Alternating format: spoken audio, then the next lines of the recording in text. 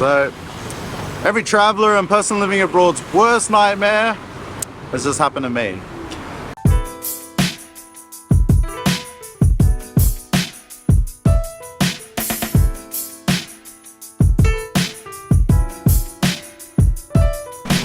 So going through my bank statement this morning, I noticed a little over $500 was missing from my account. It's been stolen from me basically, and how they did it was pretty clever, and if they'd been a little bit more smart about it, I never would have even noticed.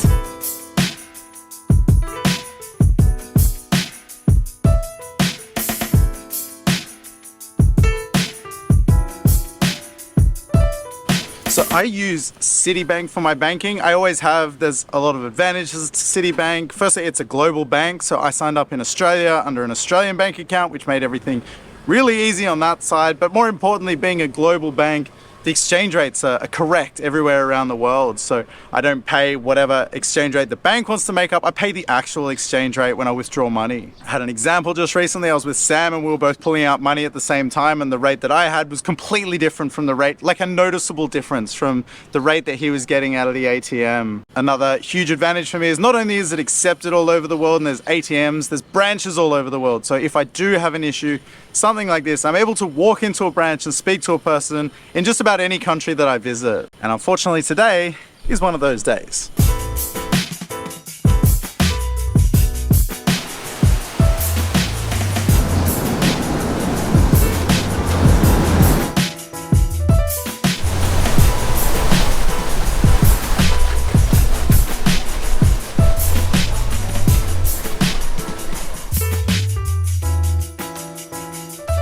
So I'm just on my way to Citibank now to see if I can speak to an actual person and just work out what my options are at this point. So I'll explain exactly everything that's happening and let you know what the resolution's going to be as we go throughout this adventure together. But a question I often get asked is, why don't I use a Thai bank while I'm here? And I actually have a Thai bank, I just rarely use it. So for me, the Thai bank is basically just if people want to send me money, like friends or whatever want to send me money, or if I do any local brand deals or sponsorship videos here, they always want to pay from Thai bank to Thai bank or whatever. But in terms of it being my main bank account, it doesn't really make sense to me because I would need to transfer money from my Citibank into my Thai bank account, and you lose money doing that. So if you use something like TransferWise, which I use for a lot of my transfers, they're probably the best app to use to transfer money.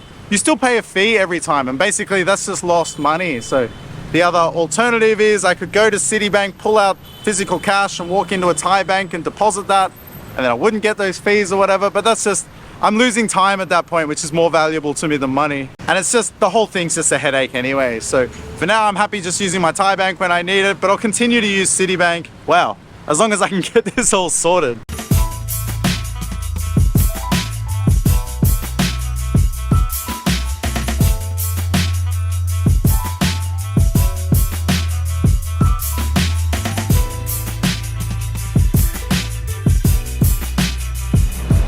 Okay, so I'll explain exactly what happened and how it's being resolved. This may be a little long-winded, but I'll try my best to keep it short and punchy, but there is a lot to unpack here. So basically, my card has been skimmed for a whole bunch of payments that added up to just over $500, and how it was clever was the way they've done it and the way they executed it.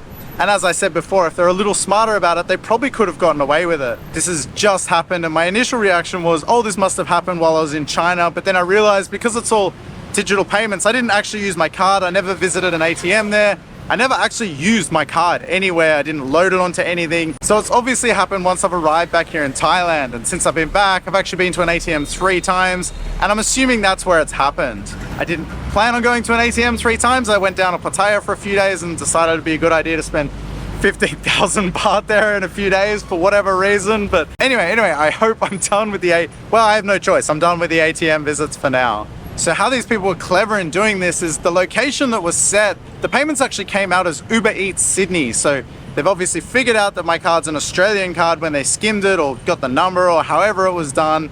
And I'm assuming they've just used a VPN or whatever to change the location to Sydney, thinking that if I saw it on my bank statement, it wouldn't raise any alarms. So the only thing was they'd done like 12 in a row of the same transactions. They were all different amounts, but the same transaction. So it jumped out to me. And if they'd only just done 1 or 2 every now and then, I may not have even noticed it because I don't look through my bank like through my bank statements that carefully. Another way this slips through the cracks for me is that I get paid all throughout the month. I get, my brand deals, sponsorships, affiliate payments, and all these other things. They just trickle into my account throughout the month. So I don't really pay that much attention to the total that's in my account. I just check it from time to time to see what the total is.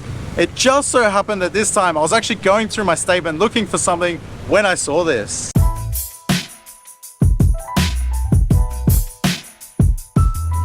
It's funny, this is a topic I often debate with people. I like digital payment because it takes a lot of this risk out, but then it also adds some risk, so I get that. But I mean, if you do use cash, a lot of people say cash is king. Cash needs to come from a bank, so you run that risk every time you go to an ATM. So this is actually the first time it's ever happened to me, and in my last 6 years of pretty much full-time travel and living abroad, this is the first experience I've had of this. So I've spoken with Citibank. They've blocked my card. Hang on, I'll go somewhere a little nicer and I'll sit down and tell you exactly what's happening from here.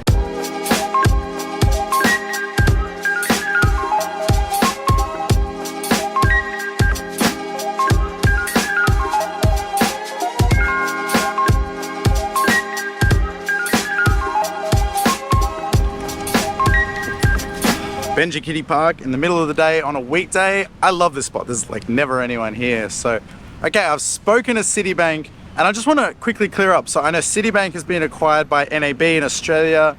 Here they've been acquired by UOB and they're actually going through a merger. But basically Citibank still exists. I still speak to a Citibank person. There's a Citibank agent that I can ring in Australia if I have any issues.